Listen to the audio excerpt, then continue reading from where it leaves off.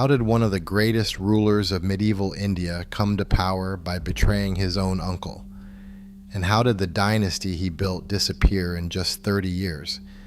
It all traces back to a single assassination that changed the course of South Asian history.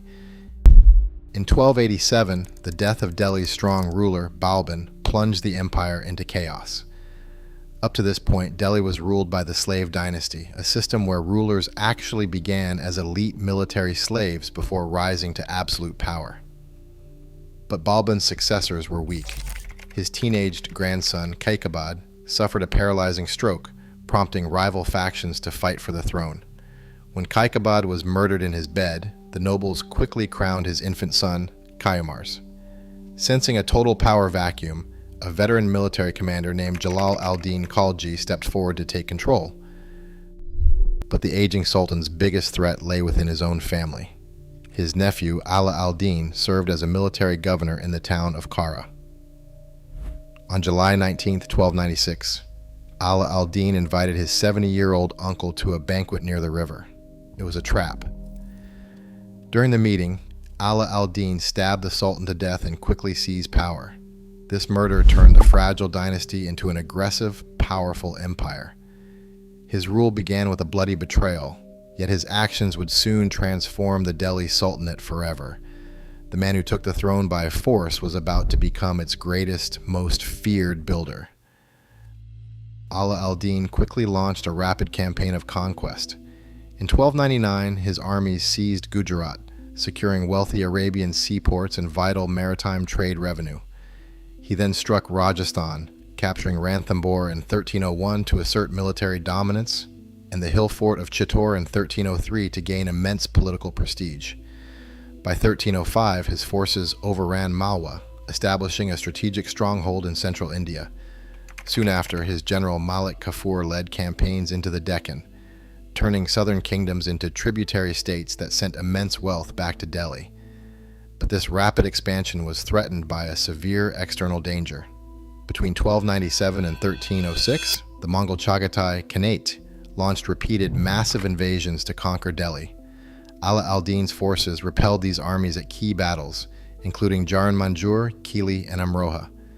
These defensive victories saved North India from total destruction. Yet surviving this endless frontier threat required constant readiness. To support a massive, permanent army on the border, Ala al-Din had to reshape his entire government, turning the Delhi Sultanate into a highly centralized, strictly controlled military state. To secure his grip, Ala al-Din built a vast spy network to gather intelligence and prevent rebellions. He strengthened his administration to maintain a steady tax flow and keep public order. By confiscating the estates of wealthy nobles, the Sultan weakened rival power centers. He established strict price controls to keep cities and armies fed while preventing merchants from hoarding. A permanent standing army allowed for rapid military responses and enforced his direct rule. The Sultan also relied on merit-based appointments to improve court efficiency and guarantee loyalty. By recruiting beyond the traditional Turkish nobility, he reduced destructive factional politics. Yet this absolute control created a sharp tension with Delhi's Sufis, Muslim mystics seeking closeness to God. Nizam al-Din Auliya represented a strong moral authority outside the court, possessing immense spiritual influence but no formal political power.